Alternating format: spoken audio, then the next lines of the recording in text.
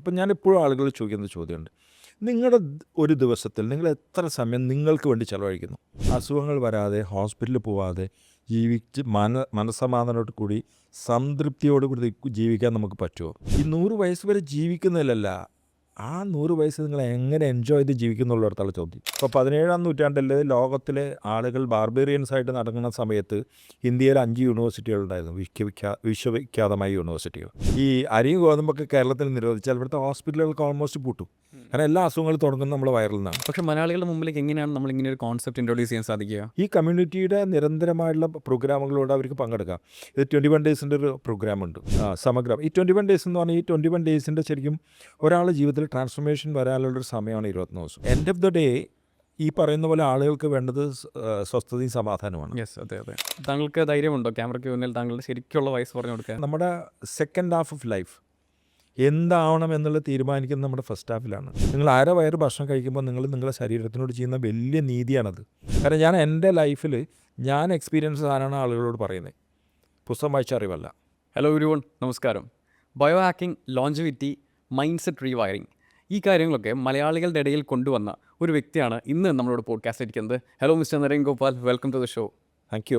എനിക്ക് ആദ്യം തന്നെ ചോദിക്കാനുള്ള കാര്യം എന്ന് പറഞ്ഞാൽ, കേരളത്തിലെ ജനതയ്ക്ക്, അതായത് മിസ്റ്റർ നരേൻ ഗോപാൽ എന്ന് പറയുന്ന വ്യക്തി ആരാന്ന് പെട്ടെന്ന് കാണുമ്പോൾ അവർക്ക് പിടികിട്ടാൻ സാധ്യതയില്ല. അപ്പോൾ അവരുടെ മുമ്പിലേക്ക് ഒരു ചെറിയൊരു ഇൻട്രോ കൊടുക്കാമോ? എൻ്റെ ജീവിതം എന്ന് പറയുന്നത് സത്യം പറഞ്ഞാൽ എൻ്റെ ചെറുപ്പകാലം കഴിഞ്ഞ നൂറ്റാണ്ടിൽ ഏകദേശം 70കളിലാണ്. മനസ്സിലായോ?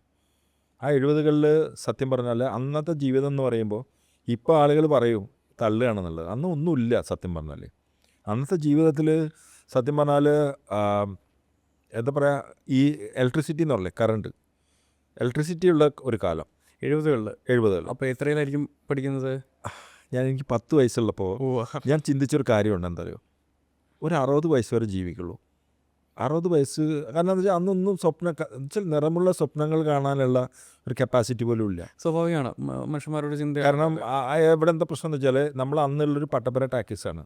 ഒരു വിനോദം എന്ന് പറഞ്ഞാൽ എന്തെങ്കിലും സിനിമയ്ക്ക് പോവുക, അത് വീട്ടിൽ നിന്നൊക്കെ വർഷത്തിൽ ഒരു സിനിമയ്ക്കൊക്കെ നമ്മൾ കൊണ്ടുപോകുക. പാലക്കാടുള്ള പട്ടാമ്പി എന്ന് പറയാം. എൻ്റെ വീട് പട്ടാമ്പിക്കടുത്ത കൊപ്പമാണ്. അന്നൊരു വെറുതെ ഒരു പട്ടപ്പര. അതുപോലെ അന്ന് 78ലാണ് ലാൻഡ് ഫോൺ വരുന്നത് ആദ്യമായിട്ട്.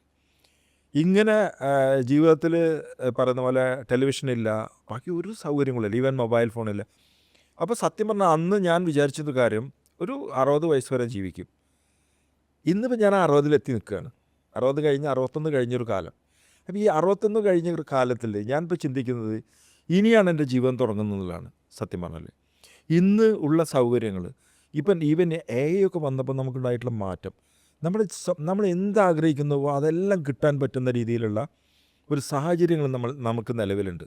അപ്പോൾ ഇനിയാണ് സത്യത്തിൽ നമ്മൾ ജീവിതം ആസ്വദിക്കേണ്ടത്. അതിന് ഏറ്റവും പ്രധാനമായിട്ട് ഞാൻ കാണുന്നൊരു കാര്യം, നമ്മൾ ഹെൽത്ത് മെയിൻറ്റെയിൻ ചെയ്യുന്നതാണ്. ഹെൽത്താണ് ഏറ്റവും വലിയൊരു കാര്യം. കാരണം നമ്മളെ സംബന്ധിച്ചോളം എന്തുണ്ടായിട്ടും ആരോഗ്യമുള്ള കാര്യമൊന്നുമില്ല. അപ്പോൾ ആരോഗ്യത്തിനെ ബേസ് ചെയ്യുന്ന പ്രോഗ്രാമുകൾ ഓർഗനൈസ് ചെയ്യുക എന്നുള്ളതാണ് ഇപ്പം എൻ്റെ മെയിൻ പ്ലാൻ എന്ന് പറയുന്നത്. ഇപ്പോൾ താങ്കൾ കാണുന്ന എല്ലാ വ്യക്തികളും പൊതുവായിട്ട് പറയുന്നൊരു കാര്യമുണ്ട്, 40 വയസ്സ് 45 വയസ്സുള്ള വ്യക്തിയായിട്ടാണ് താങ്കളെ കണക്കാക്കുന്നത്. എന്നാൽ താങ്കൾക്ക് ധൈര്യമുണ്ടോ ക്യാമറയ്ക്ക് മുന്നിൽ താങ്കളുടെ ശരിക്കുള്ള വയസ്സ് പറഞ്ഞു കൊടുക്കാൻ? അല്ല, അത് വയസ്സ് പറയുന്നതിൽ എനിക്ക് പരാതിയൊന്നുമില്ല. മറുപടി അതൊരു ഇഷ്യൂ ഉള്ള കാര്യമല്ല. ഇതെന്താ കാര്യം എന്നറിയോ, ഈ 2 തരത്തിലുള്ള ഏജ് ഉണ്ട്. ഒന്ന് നമ്മുടെ ക്രൊണോളജിക്കൽ ഏജ്, അടുത്ത് നമ്മുടെ ബയോളജിക്കൽ ഏജ്. അപ്പോൾ ഈ ക്രൊണോളജിക്കൽ ഏജ് എന്ന് പറഞ്ഞാൽ ശരിക്കും നമ്മുടെ വയസ്സ്. ബയോളജിക്കൽ ഏജ് എന്ന് പറഞ്ഞാൽ നമ്മൾക്ക് ശരിക്കും പറഞ്ഞാൽ നമ്മുടെ ഒരു ഇപ്പം നമ്മൾ പറയില്ല, മമ്മൂട്ടിയെ കണ്ടാൽ അല്ലെങ്കിൽ ചില ആളുകൾ കണ്ടാൽ നമുക്ക് പ്രായം തോന്നിക്കില്ല എന്ന് പറയും. അതെ അതെ. അപ്പോൾ അതിൻ്റെ ഒരു ശരിക്കും പറഞ്ഞാൽ എന്താ വെച്ചാൽ, ഈ ബയോളജിക്കൽ ഏജ് എത്ര കണ്ട് നിങ്ങൾക്ക് കുറയ്ക്കാൻ പറ്റുന്നോ അത്ര കണ്ട് നിങ്ങളുടെ ലൈഫ് എന്ന് പറയുന്നത് ഭയങ്കര കളർഫുള്ളായിരിക്കും. ഒന്ന്. രണ്ടാമതൊരു കാര്യം എന്താ വെച്ചാൽ, ഈ പറയുന്ന ഓരോ വ്യക്തിയും എന്തൊക്കെ, ഇപ്പം ഞാനെപ്പോഴും ആളുകൾ ചോദിക്കുന്ന ചോദ്യമുണ്ട്, നിങ്ങളുടെ ഒരു ദിവസത്തിൽ നിങ്ങൾ എത്ര സമയം നിങ്ങൾക്ക് വേണ്ടി ചിലവഴിക്കുന്നു? ഇപ്പോൾ പല ആളുകൾ എന്താ ചെയ്യുന്നത്, അവർ മറ്റുള്ള കുടുംബത്തിന് വേണ്ടി, കുട്ടികൾക്ക് വേണ്ടി, മറ്റുള്ള ആളുകൾക്ക് വേണ്ടി, നാടിന് വേണ്ടി ഒക്കെ സമയം ചിലവഴിക്കുന്ന ആൾക്കാരുണ്ട്. ഞാൻ അവരോട് ചോദിക്കുന്ന ചോദ്യം, നിങ്ങൾക്ക് വേണ്ടി ഒരു ദിവസം നിങ്ങൾ എത്ര സമയം ചിലവഴിക്കുന്നു? അത് ചിലവഴിക്കാനുള്ളൊരു മനസ്സ് നിങ്ങൾക്കുണ്ടെങ്കിൽ നിങ്ങൾക്ക് ഈ പറയുന്ന പോലെ ഏത് രീതിയിലും ഏത് കാലത്തും ഇപ്പോൾ എനർജറ്റിക്കായി ഹെൽത്തി ആയിട്ട് ജീവിക്കാം. മനസ്സിലായോ? അപ്പോൾ ഇതിന് വേണ്ട ഒരു അവയർനെസ് ഉണ്ടാക്കുക എന്നുള്ളത്. ഇപ്പോൾ എൻ്റെ വയസ്സ് നിങ്ങൾ ചോദിച്ചു, എനിക്ക് 61 കഴിഞ്ഞ് 62ലേക്ക് പോകുന്ന ഒരാളാണ് ഞാൻ. 62ലേക്ക് 62ലേക്ക് പോകുന്ന ഒരാളാണ് ഞാൻ. പക്ഷേ ഇന്ന് ഞാൻ പറയുന്നത് എന്നും എൻ്റെ ചിന്ത ഞാൻ ഭയങ്കര ചെറുപ്പം, കാരണം ഞാൻ 25 വയസ്സിൽ ചെയ്ത അതേ ഫിറ്റ്നസ് ഇന്നും ചെയ്യുന്നുണ്ട്, മനസ്സിലായി. അപ്പോൾ എന്നെ സംബന്ധിച്ചോളം ഫിറ്റ്നസ് എന്ന് പറയുന്നതാണ് ഒരു മനുഷ്യൻ്റെ ഏറ്റവും പ്രധാനപ്പെട്ട കാര്യം. ഇഫ് യു ആർ ഫിറ്റ്, നിങ്ങൾക്ക് അസുഖങ്ങൾ വരാതെ. കാരണം എനിക്കത് ഇനി അസുഖം വരുമെന്ന് എനിക്കറിയില്ല സത്യം പറഞ്ഞാൽ. ഞാൻ ഹോസ്പിറ്റലിൽ കണ്ട കാലം പറഞ്ഞിരിക്കുന്നു, എനിക്കൊരു അസുഖം ഉണ്ടാവാറില്ല, ഈവൻ പനി പോലും ഉണ്ടാവാറില്ല. അപ്പോൾ പലപ്പോഴും എൻ്റെ പണ്ടൊക്കെ അമ്മളൊക്കെ പറയും, എടാ അങ്ങനെ പറയില്ല, ചിലപ്പോൾ നിനക്ക് ഇനി അടുത്ത ദിവസം അല്ലെങ്കിൽ അടുത്ത ആഴ്ച അല്ലെങ്കിൽ അടുത്ത മാസം നിനക്ക് അസുഖം അത് വന്നാലും വന്നിട്ട് എനിക്ക് കുഴപ്പമില്ല. പക്ഷേ ഞാൻ എൻ്റെ ഒരു ജീവിത രീതി എന്ന് പറഞ്ഞാൽ അസുഖങ്ങൾ വരാതെ ഹോസ്പിറ്റലിൽ പോവാതെ ജീവിച്ച് മനസ്സമാധാനത്തോടു കൂടി സംതൃപ്തിയോട് കൂടി ജീവിക്കാൻ നമുക്ക് പറ്റുമോ? ഇതാണ് ശരിയായ ജീവിതം.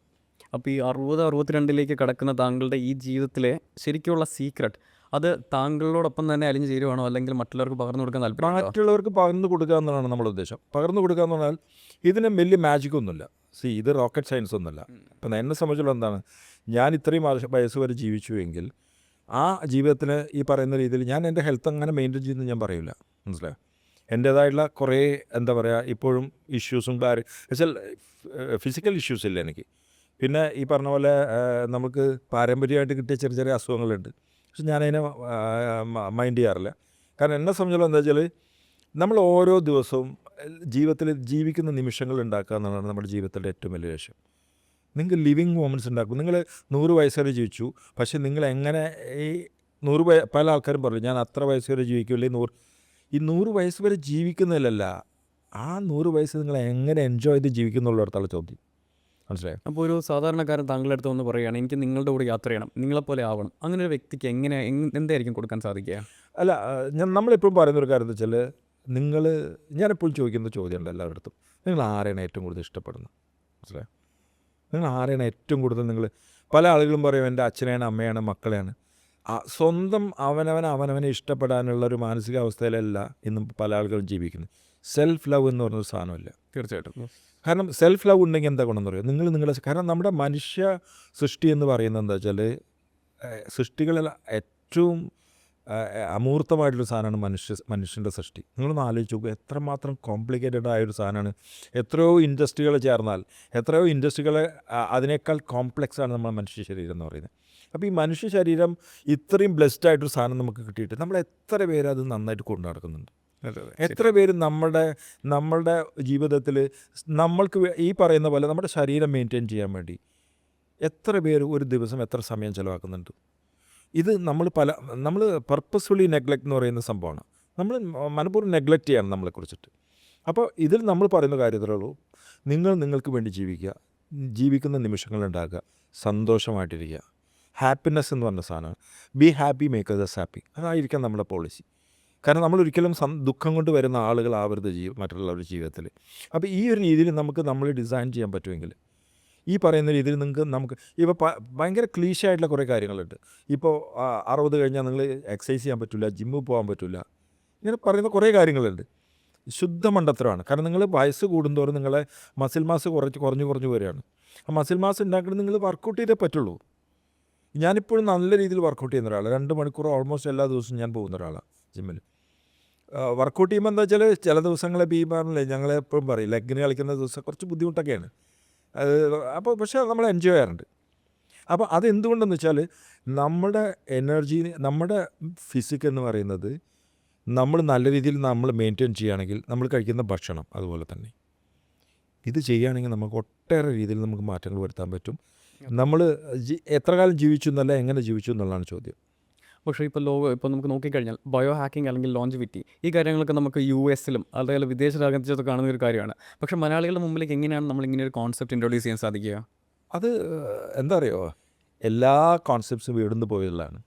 ഇന്ന് ലോകത്തിൽ എന്തൊക്കെയുണ്ടോ അതെല്ലാം ഭാരതത്തിൽ നിന്ന് പോയുള്ളതാണ്. നമ്മുടെ ഭാരതമാണ് എല്ലാത്തിൻ്റെയും ഉറവിടം. അല്ല, ഈ ബയോ ഹാക്കിംഗ് ഞാൻ ആദ്യമായിട്ട് പഠിച്ച അതിൻ്റെ കാര്യങ്ങൾ പഠിച്ചപ്പോൾ ഇപ്പോൾ ഞാൻ പറയാം, ബയോ ഹാക്കിങ്ങിൽ നമ്മൾ പറയുന്നത് എന്താ വെച്ചാൽ രാവിലെ ഒരു കോൾഡ് ഷവറാണ്. ഇതാണ് പണ്ട് ആളുകൾ അമ്പലക്കുളത്ത് പോയി കുളിച്ചിരുന്നത്. അമ്പലക്കുളത്ത് പോയി കുളിച്ച് അമ്പലത്തിൻ്റെ ചുറ്റും ആൽത്തറയ്ക്ക് ചുറ്റും പ്രദക്ഷിണം വെച്ച് എന്ന് പറഞ്ഞാൽ ആലെന്ന് പറഞ്ഞാൽ ഓക്സിജൻ ഏറ്റവും കൂടി ഉണ്ടാക്കുന്നത്. ആ ഒരു ദിവസം ഈ പറയുന്ന പോലെ അവർക്ക് ഇഷ്ടമുള്ള ദൈവത്തിനെ വണങ്ങിയിട്ടൊരു ദിവസം തുറന്നാന്ന് പറയുന്നതാണ് ഇന്ന് പ്രൊഫഷണലായിട്ട് ബയോ ഹാക്കിങ്ങിൽ കോൾഡ് ഷവർ എന്ന് പറഞ്ഞ രീതിയിൽ വരുന്നത്. മനസ്സിലായി. ഇങ്ങനെ ഓരോ ടെക്നോളജിയും ഇവിടുന്ന് വലിച്ചാൽ ഓരോ സാധനങ്ങളും നമ്മൾ ആൻഷ്യൻ ഇവിടുത്തെ കൾച്ചറിൽ നിന്ന് പോയുള്ള കാര്യങ്ങളാണ്. അപ്പോൾ നമ്മളെ സംബന്ധിച്ചോളം ഇത് എന്തെല്ലാം ഉണ്ടോ അത് നമ്മൾ പണ്ട് പ്രാക്ടീസ് ചെയ്തിരുന്നതാണ്. അപ്പോൾ പണ്ടത്തെ നമ്മുടെ ജീവിതശൈലിയിലേക്ക് പോകുക എന്നുള്ളതാണ് ഏറ്റവും പ്രധാനപ്പെട്ട കാര്യം. കാരണം നമ്മൾ പണ്ട് എന്താ ചെയ്തിരുന്നത്, പണ്ട് എന്ന് പറഞ്ഞാൽ ഇപ്പോൾ ഈ പറഞ്ഞ പോലെ ഞാൻ ഇപ്പം പറയാനുള്ള കാര്യം എന്താ വെച്ചാൽ, ഇപ്പോൾ നമ്മൾ കഴിക്കുന്ന ഭക്ഷണം ഭയങ്കര ഇമ്പോർട്ടൻ്റ് ആണ്. ഇപ്പോൾ ഈ 3 കാര്യങ്ങളാണ് ഒരാളുടെ ജീവിതത്തിലെ ഏറ്റവും പ്രധാനപ്പെട്ട സംഭവം. ഒന്ന് നമ്മൾ കഴിക്കുന്ന ഭക്ഷണം. ഈ ഭക്ഷണം എന്ന് പറയുന്നത് അത് റിച്ച് ഫുഡാണോ, നമ്മൾ എന്താ കഴിക്കുന്നത്, അതിൻ്റെ ആ റിച്ച്നെസ് എന്താണെന്നുള്ളത് നമ്മൾ ആദ്യം ഡിഫൈൻ ചെയ്യണം നമ്മൾ കഴിക്കുന്നതിൻ്റെ. കാരണം നമ്മൾ എത്ര കലോറി നമുക്ക് ആവശ്യമുണ്ട്, ഈ കലോറിക്ക് അനുസൃതമായിട്ടുള്ള അതായിട്ടുള്ളൊരു, ഇപ്പം നമ്മൾ ഈവൻ ഡോക്ടേഴ്സിന് ഞാൻ പലപ്പോഴും ചോദിച്ചിട്ടുണ്ട് എത്ര കലോറി വേണം ഒരാൾക്കെന്ന് വെച്ചാൽ അവർ പറയും, അവർ റഫ്ലി ഒരു കണക്ക് പറയും. കൃത്യമായിട്ട് ഇതിന് കണക്കുകളുണ്ട്, എത്ര കലോറി ഒരാൾക്ക് വേണം, ആ കലോറി എത്രമാത്രം നമുക്ക് ബേൺ ഔട്ട് ചെയ്യാൻ പറ്റും, അത്രമാത്രം ഇൻടേക്ക് നമുക്ക് എടുക്കാം. മനസ്സിലായോ? ഞാൻ ഈ പറയുന്ന ഇതിൽ എനിക്ക് ഭയങ്കര വൈദ്യശാസ്ത്ര രംഗത്ത് എനിക്ക് ഭയങ്കര അനുഭവം ഇതൊന്നുമില്ല, ഞാനൊരു ലൈഫ് എക്സ്പീരിയൻസ് പറയണം.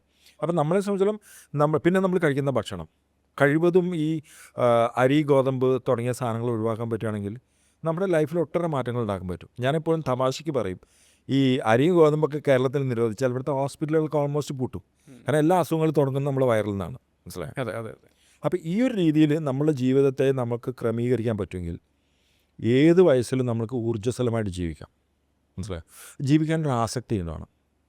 കാരണം ഈ ജീവിതം എന്ന് പറയുന്നത് ഈ ആരാണോ നമ്മളെ സൃഷ്ടിച്ചത് അവർ നമുക്ക് തന്ന ഏറ്റവും വലിയൊരു ഗിഫ്റ്റാണെന്നുള്ള ഫീലിംഗ് നമുക്ക് ഉണ്ടാവുകയാണെങ്കിൽ നമ്മുടെ ജീവിതം എന്നും സന്തോഷകരമായിരിക്കും. പക്ഷേ താങ്കൾ ഈ പറയുന്ന കാര്യങ്ങളൊക്കെ അത് ക്രമമായി താങ്കൾ കൃത്യമായിട്ട് അറിയാം. പക്ഷേ ഇപ്പോൾ ഒരു വ്യക്തി താങ്കളെ കോൺടാക്ട് ചെയ്യുവാണ്, അദ്ദേഹത്തിന് ഇതേപോലെ ഒരു ജീവിതചര്യത്തിൽ ജീവിക്കണം. അപ്പോൾ അദ്ദേഹത്തിന് എങ്ങനെയാണ് ഈ കാര്യങ്ങളൊക്കെ പകർന്നു കൊടുക്കാൻ സാധിക്കുക?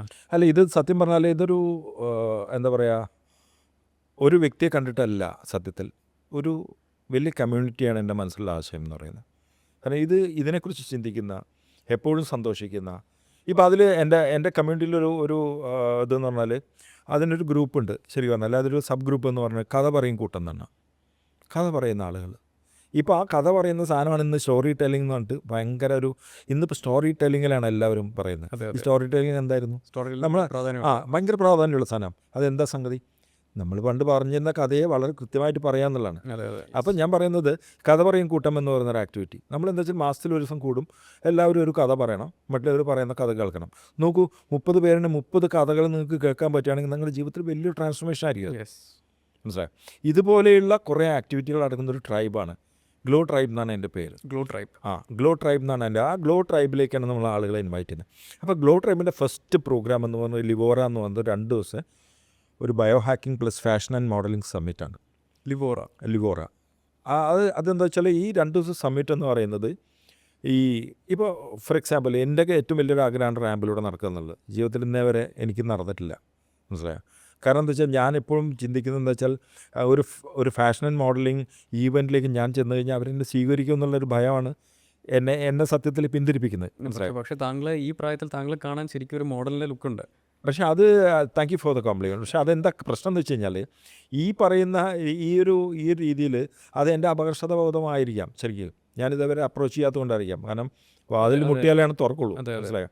മുട്ടാനുള്ള ഒരു അവസരം എനിക്ക് തോന്നാത്തത് കൊണ്ടായിരിക്കാം. അപ്പോൾ എന്നെ സംബന്ധിച്ച് ഞാൻ വിശ്വസിക്കുന്നത് എന്താ വെച്ചാൽ ഇഷ്ടംപോലെ ആളുകൾക്ക് റാമ്പിങ് അതുപോലെ കാര്യങ്ങൾ ആഗ്രഹമുണ്ട്. ഒരു റാമ്പിൽ വരണം എന്നുള്ളത്, റാമ്പിലൂടെ നടക്കണം. കാരണം നിങ്ങൾ ശ്രദ്ധിച്ചിട്ടുണ്ടോ, ആ റാമ്പിലൂടെ നടക്കുമ്പോൾ ആ വ്യക്തിയാണ് സെൻറ്റർ ഓഫ് അട്രാക്ഷൻ. നിങ്ങളൊന്ന് ആലോചിക്കൂ, ആ റാമ്പിലൂടെ നടന്നാൽ വരുമ്പോൾ അവരുടെ ജീവിതത്തിൽ സത്യത്തിൽ പലപ്പോഴും എന്താ വെച്ചാൽ ജീവിതത്തിൽ വലിയൊരു ട്രാൻസ്ഫോർമേഷനാണ് അവർക്ക് ഉണ്ടാവുക. കാരണം അവർ എത്രയോ കാലമായിട്ട് ആഗ്രഹിച്ചിരുന്ന ഒരു ഈവൻറ്റിൻ്റെ ഭാഗമായിട്ട് അവർ വരിക എന്നുള്ളതാണ്. രണ്ടാമത്തൊരു കാര്യം, അവരെ സംബന്ധിച്ചിടത്തോളം ഈ പറയുന്ന പോലെ ഇങ്ങനത്തെ ഒരു ഈവൻറ്റ് എന്ന് പറയുമ്പോൾ ഇതിൽ അവർക്ക് കിട്ടുന്ന കുറേ കാര്യങ്ങളുണ്ട്. കാരണം 2 ദിവസം ഈവൻറ്റാണ്. ഫസ്റ്റ് ഡേ എന്ന് പറഞ്ഞാൽ അവർക്ക് വരും, അവർ രാവിലെ വന്നു കഴിഞ്ഞാൽ അവരുടെ ഒരു കൃത്യമായിട്ടുള്ളൊരു ട്രാൻസ്ഫോർമേഷൻ, ഈവൻ കുറേ മെഡിറ്റേഷൻസ് വരും, അതിൽ വിഷ്വലൈസേഷൻ വരും. അത് കഴിഞ്ഞാൽ ഉച്ചയ്ക്ക് ശേഷം അവരെ ഇത് റാമ്പിങ് പഠിപ്പിക്കും, എങ്ങനെ how to walk in a ramp. ഇതെല്ലാം പഠിപ്പിച്ച് പിറ്റേ ദിവസം അവൻ്റെ റിയൽ ഇവൻറ്റാണ്. ആ റിയൽ ഇവൻറ്റ് എന്ന് പറയുമ്പോൾ അത് അവർ കുറേ സെലിബ്രിറ്റീസ് ഉണ്ടാവും. ആ സെലിബ്രിറ്റീസിൻ്റെ മുന്നിലൂടെ ഒരു വലിയ ജനക്കൂട്ടത്തിൻ്റെ മുന്നിലൂടെയാണ് അവർ നടക്കുന്നത്. അപ്പോൾ അവരുടെ ജീവിതത്തിൽ ഉണ്ടാകുന്ന ഒരു ട്രാൻസ്ഫോർമേഷൻ എന്ന് പറയുന്നത് നമ്മുടെ ചിന്തകൾക്ക് അപ്പുറമാണ്. അതെ ശരിയാണ്. അപ്പോൾ അവരെ സംബന്ധിച്ച് ഇതുകൊണ്ട് അവസാനിക്കുന്നില്ല. ഈ കമ്മ്യൂണിറ്റിയുടെ നിരന്തരമായിട്ടുള്ള പ്രോഗ്രാമുകളോട് അവർക്ക് പങ്കെടുക്കാം. ഇത് 21 ഡേയ്സിൻ്റെ ഒരു പ്രോഗ്രാമുണ്ട്, മനസ്സിലായോ? സമഗ്രം എന്നാണ് അതിൻ്റെ പേര്. 21 days സമഗ്രം. സമഗ്രം. ഈ 21 ഡേയ്സ് എന്ന് പറഞ്ഞാൽ ഈ 21 ഡേയ്സിൻ്റെ ശരിക്കും ഒരാളുടെ ജീവിതത്തിൽ ട്രാൻസ്ഫോർമേഷൻ വരാനുള്ളൊരു സമയമാണ് 21 ദിവസം. യെസ്. അപ്പോൾ ഈ ട്രൈബിൻ്റെ എന്ന് വെച്ചാൽ ഈ ട്രൈബിനെ വെറും ഫാഷൻ മോഡലിംഗ് അല്ല നമ്മൾ പഠിപ്പിക്കുന്നത്. അവരെ സംബന്ധിച്ച് അവരെ സൈക്കോസൊമാറ്റിക് ഡിസോർഡേഴ്സ് ഉണ്ട് എല്ലാവർക്കും, മാനസികമായ ഇഷ്ടം പോലെ ഡിപ്രഷൻ പോലെ. ഇത് അവരൊക്കെ എങ്ങനെ അവർക്ക് ഇതിൽ നിന്ന് മോചനം നേടാം, എങ്ങനെ പോസിറ്റീവായി ചിന്തിക്കാം എന്നുള്ളതിൻ്റെ കുറേ ആക്ടിവിറ്റീസ് ഉണ്ട്. പ്ലസ് ഞാനൊരു ജനയായി സ്ട്രാറ്റജിസ്റ്റാണ്. ജനറേറ്റീവ് AI സ്ട്രാറ്റജി. ജനറേറ്റ് AI സ്ഥിരമായിട്ട് ആളുകൾക്ക് പ്രോഗ്രാം ചെയ്യുന്നുണ്ട്. ഫ്യൂച്ചർ എന്ന് പറഞ്ഞ ഫ്യൂച്ചർ എന്ന് പറഞ്ഞാൽ അപ്പോൾ അതിൻ്റെ കുറേ ടൂൾസ് അവർക്ക് കൊടുക്കുന്നുണ്ട്. അതുപോലെ തന്നെ അവരെ സംബന്ധിച്ചുള്ള അവർക്ക് വേണ്ട വെൽത്ത് മാനിഫെസ്റ്റേഷൻ, എന്തായാലും എല്ലാവർക്കും പൈസ വേണം, മനസ്സിലായോ? എങ്ങനെ നമുക്ക് ഹൗ ടു അറ്റൈൻ വെൽത്ത് തുടങ്ങിയുള്ള കുറേ ഇമ്പോർട്ടൻ്റ് ആയിട്ടുള്ള ഏരിയാസാണ് നമ്മൾ അവരെ ഫോക്കസ് ചെയ്ത് അവരെ കൊണ്ട് ചെയ്യിക്കുന്നത്. അപ്പോൾ അത് വരുമ്പോൾ ഈ 21 ഡേയ്സ് കഴിയുമ്പോൾ എൻ്റെ ഒരു ഹൈ ടിക്കറ്റ് പ്രോഗ്രാമുണ്ട് 90 ഡേയ്സിൻ്റെ. അപ്പോൾ ഈ 90 ഡേയ്സിലേക്ക് വേണ്ട ആളുകൾക്ക് വരാം. അപ്പോൾ അവരുടെയൊക്കെ ജീവിതത്തിൽ എന്താ വെച്ചാൽ ഒരു കാര്യം ഉറപ്പാണ്, അവരെ സംബന്ധിച്ചിടത്തോളം അവർ ഇത്രയും കാലം ജീവിച്ചതിനേക്കാൾ വ്യത്യസ്തമായി ജീവിക്കാനുള്ളൊരു പ്ലാറ്റ്ഫോമാണ് നമ്മൾ ഈ പറയുന്ന ഗ്ലോ ട്രൈബ് എന്ന് പറയുന്ന കമ്മ്യൂണിറ്റിയിലൂടെ വരുന്നത്. അതിൻ്റെ ഫസ്റ്റ് പ്രോഗ്രാമാണ് ലിവോറ എന്ന് പറയുന്നത്. ലിവോറ, അതെന്താണ് ലിവോറ എന്നൊരു പേരിട്ടാൻ കാരണം? ലിവോറ എന്ന് പറഞ്ഞാൽ ലിവ് എന്ന് പറയുന്നതും ഓറ എന്ന് പറയുന്നത്, ഓറ മീൻസ് നമ്മളെ അതിൻ്റെ ഒരു ബ്ലെൻഡായിട്ടാണ് ശരിക്കും പറഞ്ഞാൽ ഒരു ലിവ് എന്ന് പറഞ്ഞാൽ ലൈഫ് പ്ലസ് ഓറ, അതിൻ്റെ ഷോർട്ട് ഫോമാണ് ലിവോറ എന്ന് പറയുന്നത്. താങ്കളുടെ ചിന്താഗതി വളരെ വലുതാണ്. കാരണം എന്ന് പറഞ്ഞാൽ ഒരു വ്യക്തിക്ക് ലോഞ്ചിവിറ്റി, ബയോ ഹാക്കിംഗ് എന്നതിലുപരി അദ്ദേഹത്തിന് ഫാഷൻ രംഗത്തും അതോടൊപ്പം തന്നെ ജനറേറ്റീവ് AI, ഈ AI ആണ് ഫ്യൂച്ചർ എന്ന് പറയുന്നുണ്ട്. ഇതൊക്കെ കൊലാബ് ചെയ്തിട്ടാണ് ഒരു കാര്യത്തിലേക്ക് എത്തിക്കുന്നത്. ഇതെങ്ങനെയാണ് ഇങ്ങനൊരു ചിന്താഗതിയിലേക്ക് എത്താൻ സാധിച്ചത്? അല്ലാതെ എന്താ കാര്യം വെച്ചാൽ ഇതിൽ വരുന്നൊരു പ്രധാന കാര്യം എന്ന് പറയുന്നത് ഇന്ന് മാറിയ സാഹചര്യമാണ്. ഇപ്പം നോക്കൂ, പണ്ട് കാലത്ത് എനിക്ക് തോന്നുന്നത് വീട്ടിൽ വന്നാണ് ഷവറും മുടിവെട്ടലൊക്കെ ചെയ്തിരുന്നത്. അങ്ങനത്തെ ഒരു കാലം ഉണ്ടായിരുന്നു, വീട്ടിലാണ് അവർ വരുന്നത്. അതിനുശേഷം വെറുതെ ഷോപ്പുകൾ തുടങ്ങി. ഇന്നത്തെ കാലം ഇന്ന് സ്പാ എന്ന് പറയുന്ന നിങ്ങൾക്ക് നിങ്ങളുടെ സ്കിന്നും ഹെയറും അടക്കമുള്ള എല്ലാ കാര്യങ്ങളും ചെയ്യുന്ന ഒരു സെൻറ്റേഴ്സായിട്ട് വന്നു. അപ്പോൾ ടെക്നോളജി എല്ലാം കാലം മാറുകയാണ്. അപ്പോൾ കാലം മാറുമ്പോൾ നമ്മൾ ഒരു കാര്യം മാത്രമല്ല, നമ്മളൊരു ഓവറോൾ ഇമ്പ്രൂവ്മെൻറ്റിന് വേണ്ടിയിട്ടുള്ള കാര്യങ്ങളാണ് ആളുകൾക്ക് കൊടുക്കേണ്ടത്. അപ്പോൾ അങ്ങനെ ആളുകൾക്ക് കൊടുക്കുമ്പോൾ സ്വാഭാവികമായിട്ടെന്ന് വെച്ചാൽ അവർ അക്സെപ്റ്റ് ചെയ്യും. കാരണം എൻഡ് ഓഫ് ദ ഡേ ഈ പറയുന്ന പോലെ ആളുകൾക്ക് വേണ്ടത് സ്വസ്ഥതയും സമാധാനമാണ്. അതുപോലെ തന്നെ ആരോഗ്യമാണ്, മനസ്സിലായോ? ആരോഗ്യമുള്ള ജനതയാണ് ഒരു നാടിൻ്റെ ശരിക്കും പറഞ്ഞാൽ സ്ട്രെങ്ത് എന്ന് പറയുന്നത്. പക്ഷേ അൺഫോർച്ചുനേറ്റ്ലി കേരളത്തിൻ്റെ അവസ്ഥ എന്ന് പറഞ്ഞാൽ നമ്മൾ ലിറ്ററസിയിൽ ഭയങ്കര ഇതിലാണെങ്കിലും ഇന്ന് കേരളം എന്ന് പറയുന്നത് ഡയബറ്റീസിൻ്റെ ക്യാപിറ്റലാണ്, മനസ്സിലായോ? ഇന്ത്യയിലെ ഏറ്റവും കൂടുതൽ ഡയബറ്റിക് പേഷ്യൻസ് കേരളത്തിലാണുള്ളത്. അപ്പോൾ എന്നെ സംബന്ധിച്ചെന്ന് വെച്ചാൽ എനിക്ക് ഈ പണ്ട് നമ്മൾ പറയില്ലേ കണ്ണാർക്കണ്ണൻ തന്നാലാവുന്നു എന്ന് പറഞ്ഞ പോലെ തന്നെ എന്നെക്കൊണ്ട് കഴിയുന്ന രീതിയിലുള്ളൊരു ഒരു മൂവ്മെൻറ്റ് ഉണ്ടാക്കുക എന്നുള്ളതാണ് നമ്മുടെ ഉദ്ദേശം.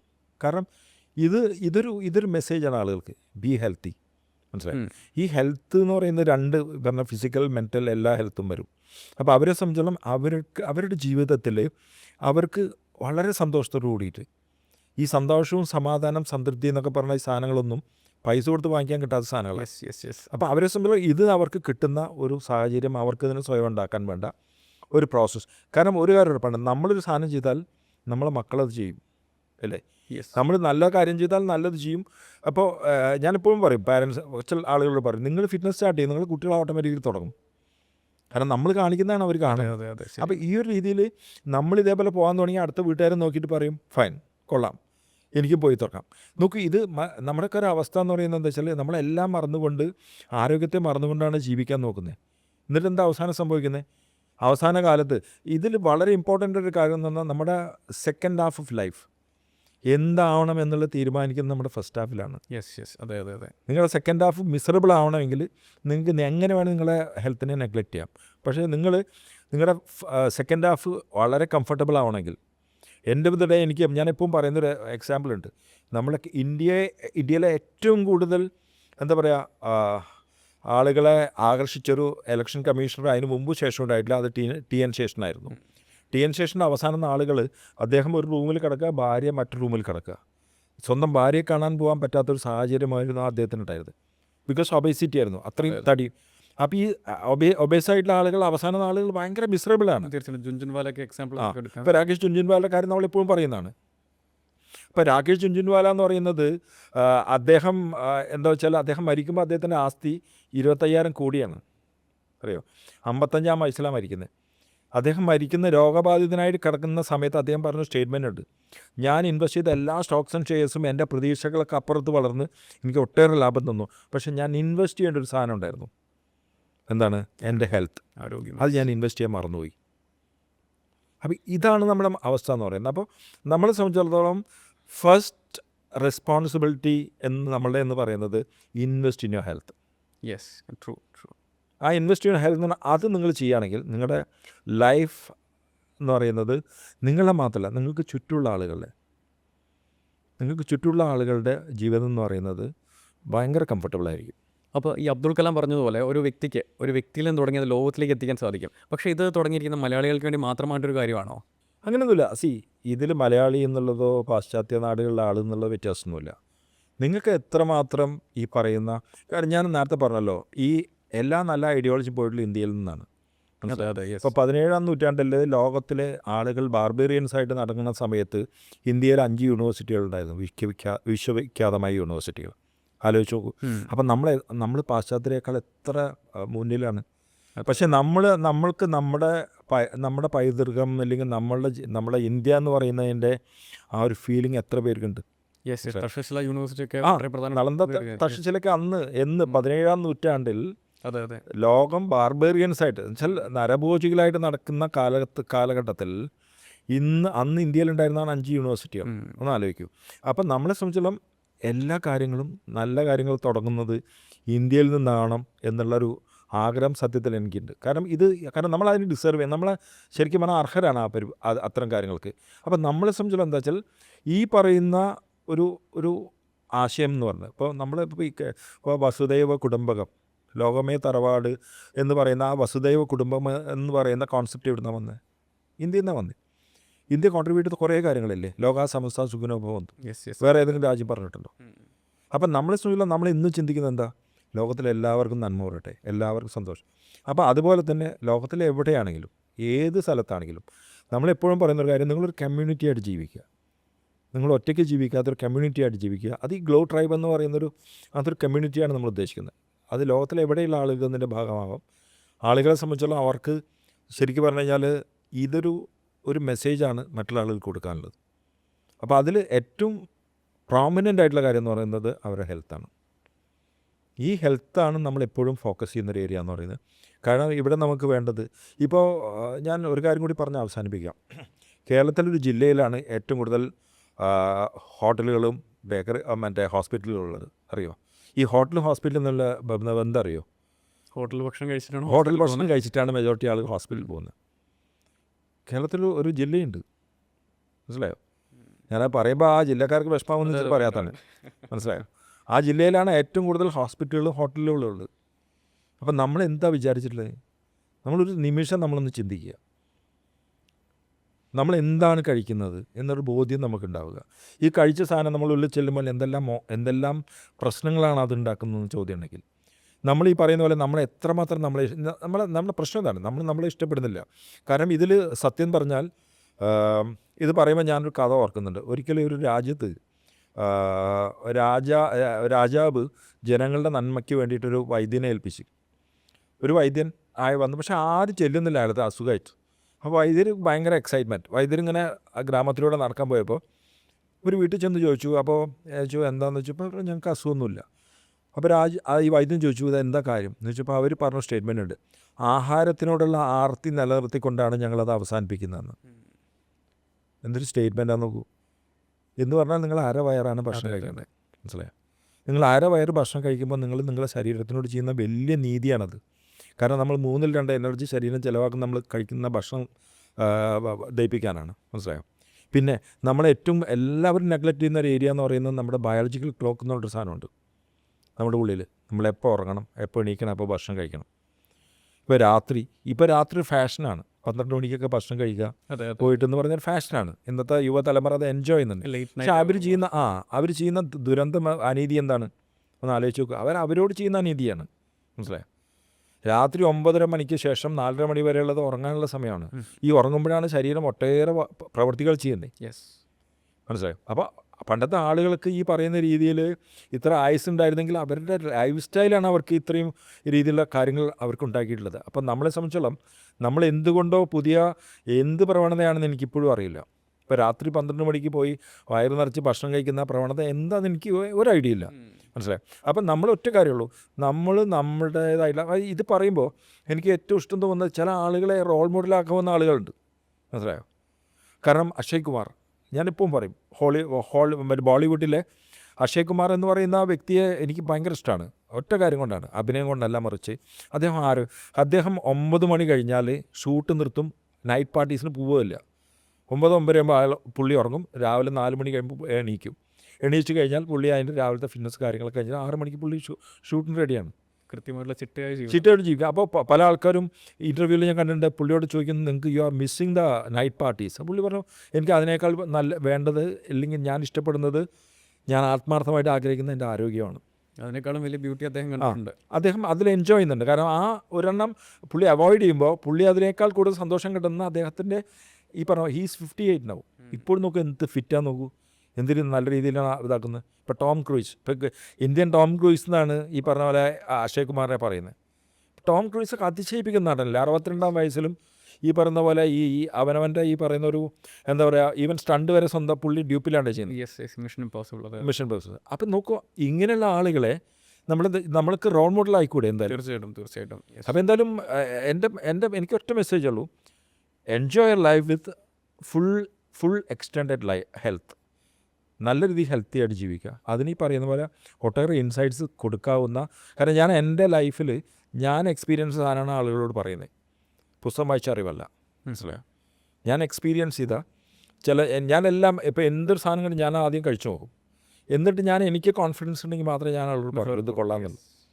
അപ്പോൾ എൻ്റെ ലൈഫിൽ ഞാൻ എക്സ്പീരിയൻസ് ചെയ്ത കാര്യമാണ് എൻ്റെ ഈ ട്രൈബിലൂടെ, എൻ്റെ ഇതിലൂടെ കൊടുക്കുന്നത്. ഇതുപോലെ ഒട്ടേറെ ആളുകളെ നമ്മൾ കണക്ട് ചെയ്യുന്നുണ്ട്. മനസ്സിലായി? വ്യത്യസ്തമായി ജീവിക്കുന്ന ആളുകൾ. അപ്പോൾ എന്തായാലും ഇതൊരു ഗ്ലോ ട്രൈബ് എന്ന് പറയുന്നൊരു ഒരു വലിയ കമ്മ്യൂണിറ്റി ആവുന്നുള്ള ഒരു സംശയമില്ല. കാരണം എന്താ വെച്ചാൽ നമ്മൾക്ക് ഒരേ ഒരു ലക്ഷ്യമേ ഉള്ളൂ, ആളുകളെ ഹെൽത്തി ആയിട്ട് ജീവിക്കാനുള്ള സാഹചര്യം ഉണ്ടാക്കുന്നുള്ളത്. യെസ്, ശരിയാണ്. ആരോഗ്യം ഏറ്റവും പ്രധാനമുള്ള കാരണം ആരോഗ്യം എന്ന് പറയുന്നത്. അത് എത്രത്തോളം ഉണ്ടെന്ന് ഒരു വ്യക്തി മനസ്സിലായി കഴിഞ്ഞാൽ പിന്നെ അദ്ദേഹത്തിലൂടെ വലിയ ആൾക്കാരിലേക്ക് അതെത്തും. എന്നാൽ താങ്കളിലൂടെ ഈ പോഡ്കാസ്റ്റിലൂടെ അത് വലിയൊരു ജനതയിലേക്ക് എത്തട്ടെ എന്ന് ഞാൻ ആശംസിക്കുന്നു. ഇനി thank you so much. Thank you very much Stephin. കാരണം സ്റ്റെഫിൻ്റെ ചോദ്യങ്ങളും കാര്യങ്ങളും ഇൻറ്ററാക്ഷനും എല്ലാം, കാരണം എന്താ വെച്ചാൽ ഇത് ആരെങ്കിലുമൊക്കെ പറയണ്ടേ? യെസ്, അതെ. ആരെങ്കിലും പറയണമല്ലോ. അപ്പോൾ അതിൽ ഉണ്ടായ ഒരു ഓപ്പർച്യൂണിറ്റി തന്നതിൽ I'm so happy. Thank you very much. My pleasure. Thank U.